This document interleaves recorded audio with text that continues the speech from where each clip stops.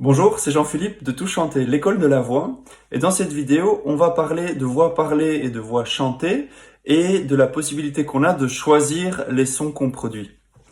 On peut prendre par exemple l'exemple de Edith Piaf qui chantait plutôt comme ça. Non, rien de rien, non, je ne regrette rien.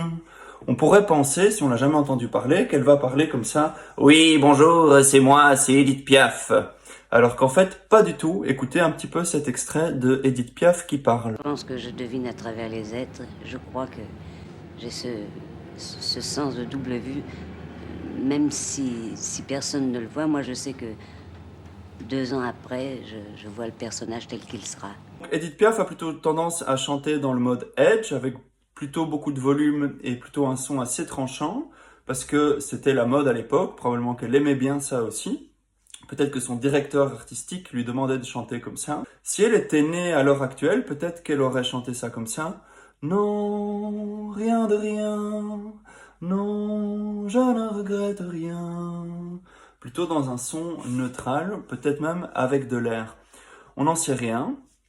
Mais ce qui est sûr, c'est qu'on a le choix de chanter des sons comme on le désire, plutôt fort, plutôt pas fort, avec des effets ou sans effets, et que tout le monde en est capable. À bientôt pour plus d'autonomie vocale.